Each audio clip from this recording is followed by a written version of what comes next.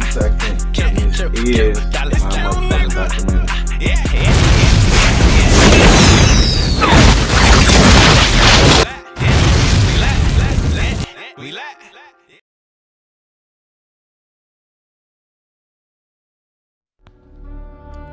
Memphis, Tennessee, born and raised, home of the blues, known for a lot of things around the world, but most of all, the things that we're known for are the Memphis Grizzlies,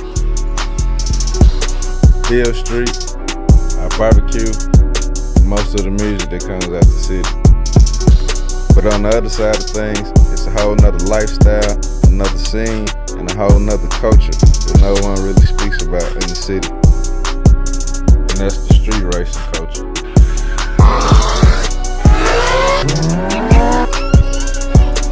I am Q.City, aka the Street King, and I run one of the biggest, baddest, fastest street crews in the city.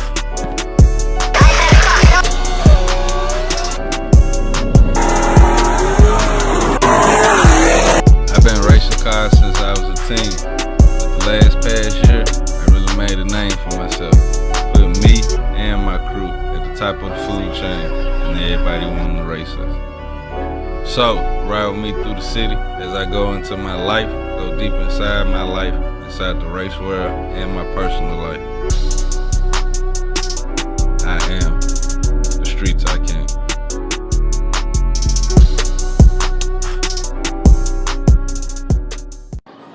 Memphis is just like any other good old city. Good food, good music, popular street, with a packed ass race scene. 500 people on the starting line. You hear the bets being placed. I got left lane, I got right lane, hard beat, the rush starts with the burnout, and then that light bangs. Race after race, call out after call out, payday after payday,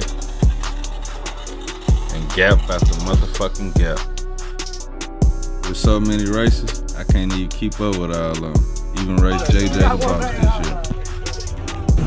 I get called out on Facebook so much, you got a list of people waiting to race me.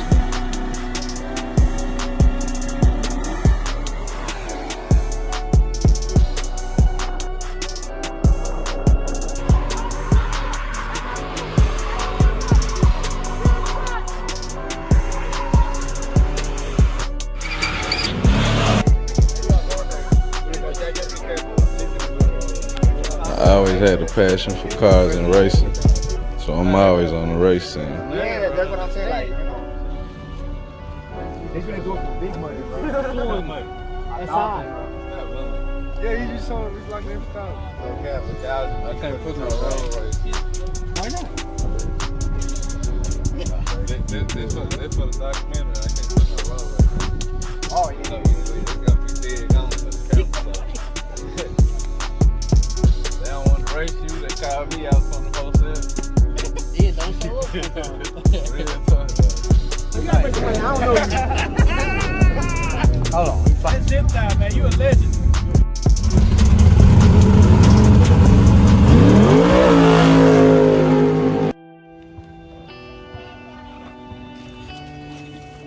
This cane, he's 4 years old, and it's bleedless. You call it bleedless. I drive a 2011 Camaro SS, and my son crazy about it. E85, gotta gas up. Yeah, fix my light. Should be some races set up today.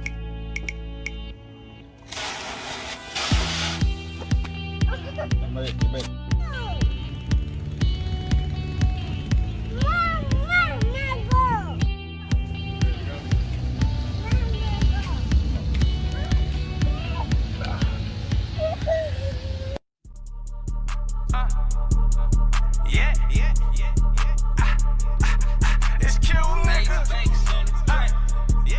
We turn up. Tell them niggas we won't smoke. Turn up on them, go to Pasha car. Tell them niggas we won't smoke. too pussy. Sexy lady, some mob shit.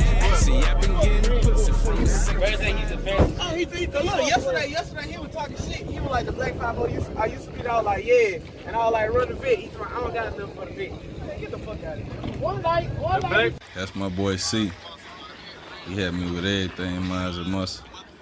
That's why he the Q.City. We became real close over the past year. Then we got my knucklehead ass crew. We all tight, like a family. Family and brotherhood. Family. Brothers. It's a family, bro. Family? I ain't know nothing about no street time king, no street time racing, none of this. Hey. Mods&Muscle is like a family where you bond. We come together for racing, we whoop niggas ass, and we get it in. We a family. We don't talk shit, we don't disrespect one another. We just here to win and build each other up. I met Q when I first got my 2-valve.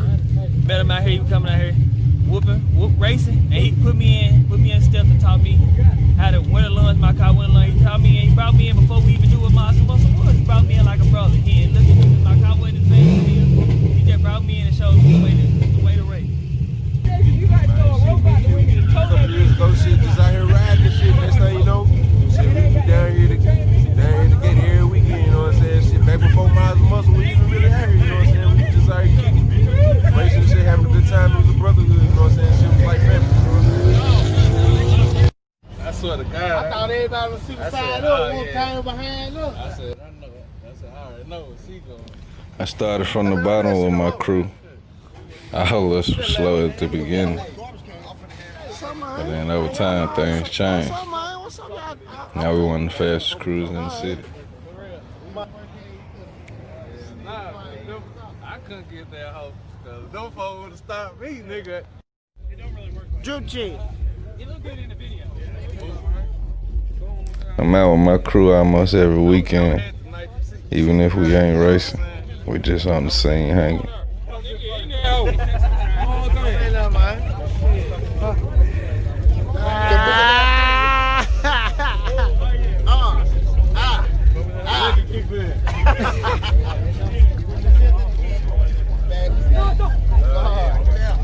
I bet cash every race, but for me, a race gotta mean more than the cash.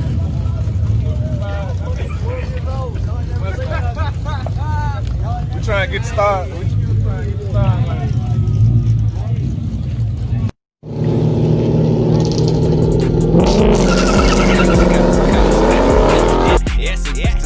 I race, I rap, I even did a little act. Yeah, see me right there. But don't nothing excite me like street racing. In street racing, the fastest car don't always win. It's always about hooking, and if you can go A to B. Way different from the track. A lot of track drivers come to the street, and they can't do what they done on the track. I'm known for the wins, but it's always the losses that motivate me to get faster. So without the losing, I wouldn't be fast as I am. I just started racing, man. Like, I came out with my little nickname, and nobody give a fuck about no street tie king. Nobody give a fuck about a street tie. Nobody claimed the street tie. You know what I'm saying? But as soon as I threw king on the end, all hell broke loose. Motherfuckers want to race me back and forth. You know what I'm saying? They get caught out on Facebook 24/7. Me racing. Racing for me, like, my races gotta mean more than just the money. It's just, racing for me is more about, like, whatever my racing for. Like, all my races recently have been, like, to make a name for me and my crew. So it's like, all those races, like, no matter how much money I won, like, the money didn't really mean shit to me. You cannot come to Memphis. You can't come to fucking Memphis without seeing me. You can't come to Memphis without seeing us. You can't come to Memphis without seeing nobody Mods&Muscle.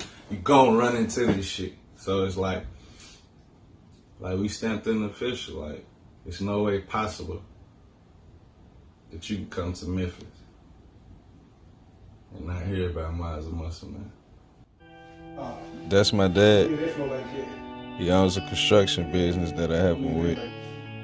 I do all the floors for his contract jobs. I've been doing it for about 4 years, ever since I got into some trouble, and my dad helped me get out of it. Welcome back. Some breaking news this midday. Police have now confirmed there was a possible shooting. Yep, that's me. Story of my fucking life. All I remember is, all I wanted to do was race that day. Police say that Quentin Covington shot a man in the stomach for parking in his parking space at a local apartment complex. This happened Saturday afternoon on Sonora Drive. Covington is charged with attempted second-degree murder. He will be in court tomorrow. On my steps, he came from behind the bush and shot me. And that's when I told everybody, man, Quentin shot me. Quentin shot me. Called the police. He had a 45. Okay. Did you see the color of it?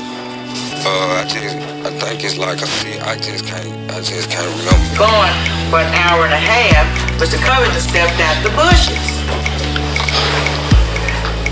Lying in wait, as always. There's been a factual consideration in determining premeditation. First they said I shot him over a parking spot. Then they said I waited in the bushes and jumped out and shot him. Facing 21 years. This is the first time I ever told my side of the story in 4 years. So, my truck right here. Corvette was right here. His car was right here. And we stay right here to the right of us. And what happened was, he was in the driveway. He parked. He came out the neighbor's house, and he was like, "Hey, man!" And I was right there in my truck right here. And I was getting groceries out the bag. So while I'm getting groceries, out the truck, excuse me. While I'm getting the groceries out the truck, is when he busts out the door, "Hey!"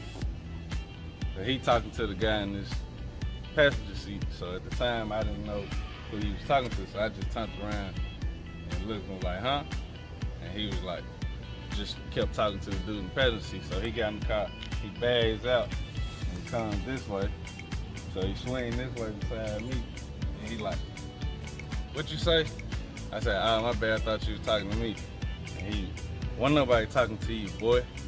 So I fanned it off, kept going, taking my groceries to the house right here. So while I'm ignoring him, he talking, he's just like, "Oh, I'm sick of this nigga. He get on my nerve, he think he all that, woo, woo." So he pulls around and he stopped. He stopped right here like by this garbage can. So once he stopped by the garbage can, I'm still taking stuff, my groceries in the house, and when I come back out, he was gone. So I took another load into the house. When I came back out the house this time, my mom was pulling back up and was parking right here. So my mom parks right here. He pulls back up in front of my mom. What's up? He pulls back up in front of my mom, and he told my mom, basically he told my mom that she better get me before he fucked me up and her. And so my mom was like, when he said that, my mom come in the house, she all startled and shit, you know what I'm saying? Like, and I'm trying to see what's wrong with her. So at the time she trying to tell me what then happened, he pulls back up in front of the Corvette that was right here. So when he pulls back up, he jumps out with the crowbar and he's just talking shit. And at the time I thought he was finna beat the shit out of my car because it was parked right here. So at the time we were right here in this area right here. Me and my mom, and he pulls up, blocks the car, jump out with the crowbar, and he gets back in the car and then he drives off. So once he drives off is when I actually went to his side of the apartment. And that's where we're finna go now. So come on.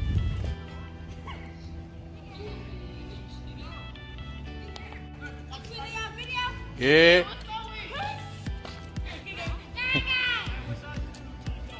Mods&Muscle TV.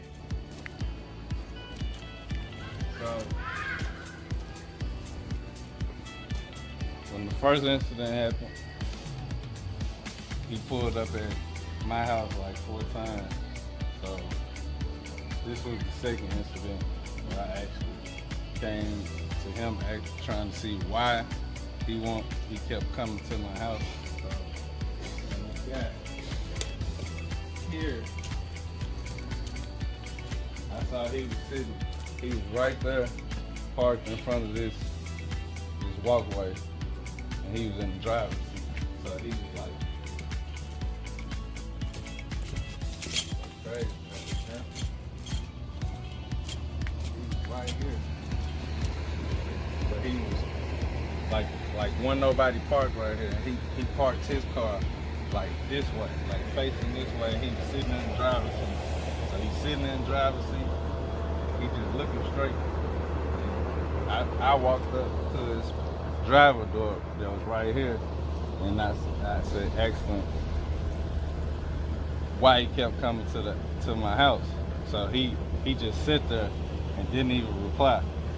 So I just told him, I was like, man, don't come to my house. I was like, don't threaten my mama no more. I was like, don't come on the outside no more. And so I turned around and walked out. When I walked out, I heard his door open. And once his door opened, I heard his foot, I heard his feet on the ground. So when I turned around, as I turned around, as soon as I turned around, he had the crowbar over his head, and he was coming at me, and he was finna knock me up. And so when I turned around, first thing I did was shot at the ground, and so it happened so fast. So when I turned around and shot at the ground, I saw the bullet. The bullet was probably hit like somewhere over here. And I saw it flash, it spiked the ground, and I saw the dirt shoot up. And then he dropped the pole, jumped in the car, and pulled it off. And after he pulled it off, I just walked back to the house. And by that time, police was on the way. So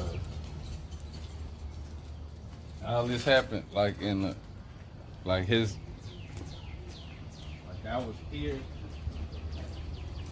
was here, he was here.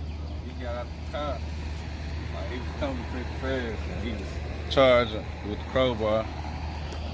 And first thing I did was turn around and I shot the gun, and he got hit like in the stomach or whatever. But as you see, it's broad daylight. You see, I was facing 21 years, not because I shot him, but because of the way he said I shot him.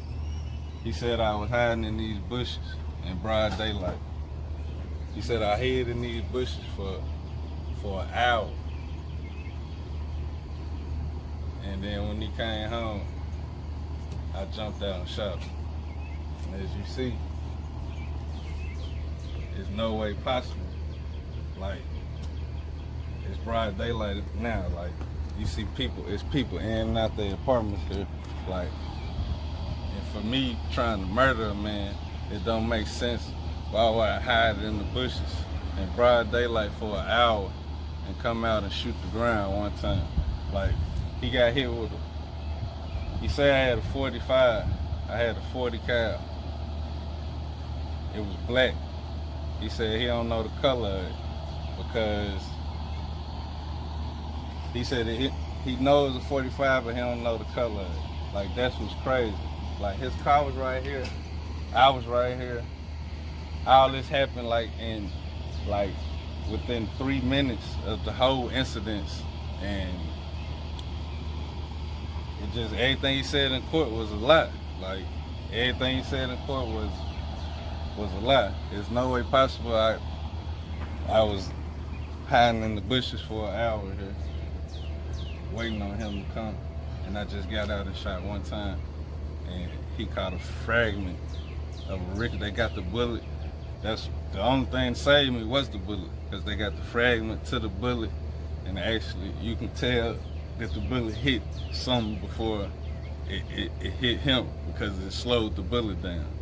So the judge took my case up to first-degree attempted murder because he said I laid in the bushes. And I didn't lay in the bushes. I never laid in the bushes. He was the aggressor the whole time, and all I did was shot the ground. Did I shoot him? Yeah, I shot him. Did I try to hit him? Nah, I didn't. It only was me trying to defend myself from him hitting me with the crowbar. So, 21 years I was facing.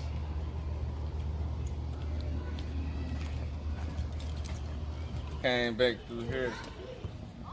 I walked.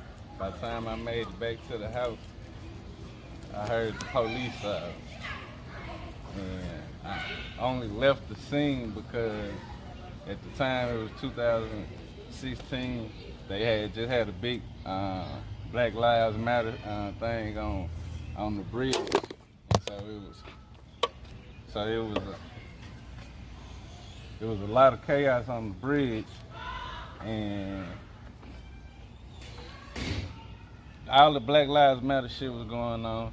I ain't want to have shit to do with a cop bringing me in, because all I knew was the cops was looking for me with a gun. So all I knew, they were gonna beat the shit out of me or whatever, so I lawyered up, and they wanted to talk to me about the case. My lawyer told me don't talk, so I didn't talk at all. So that's why they put second-degree attempted murder on me, because I didn't talk, I didn't tell my story at all. So they looked at it like what he was saying was the truth, saying that I waited in the bushes, but he actually was the aggressor the whole time. But as you see, it ain't that far. I mean, that's where I stayed. This is where he stayed. I'm just happy the shit over with, man. So this where we stayed.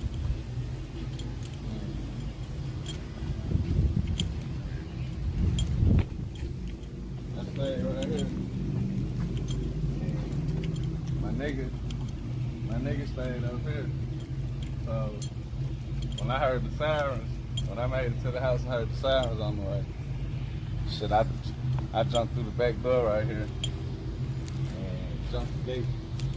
I went to my nigga house, and I was in my nigga house for about an hour, and my cousin came and picked me up. And I think I turned myself in like 3 days later. But it was crazy, man. I was up there, I was right up there looking down. Man, there was so many cops down here looking for me. It was crazy. I was right there. It was so many cops out here looking for me. They was out here with fucking M16, AR-15s, 223s, and they was out here vested up. There was so many cops out here looking for me, and I was right up there. Everything calmed down. I fucking ran down and jumped in the car with my cousin and went to my little next location before I turned myself in. It's a family, it's a team. We race, We race, we have fun, man. We love cars. Shit. Alright, shit. He called me out. It's straight like that. I made a pass against a nigga in the Charger. The Charger got off over the Q gonna come up. You wanna race a Camaro? Shit, we ain't no race. Look, he was so cocky though. He gonna tell me, I'm gonna let you leave. What you do that for? And then, shit, we ran heads up, shit. I ain't gonna lie, shit. We kind of brothers ever since, though. Shit, we met racing, though. Shit, that's how that shit happened. But shit, family now. I beat you that first time, though. I don't remember that one. I'm gonna take that one with me now. How I met Q. On God, I don't even remember how I met this nigga. I know where we met at, though. We met at BF Goodrich. And shit, I was racing. I was just doing shit. And shit, I just walk up to folks, start talking to them, good with everybody. Shit, we just linked up like that. Shit been clicking ever since. 2 years later, here we are.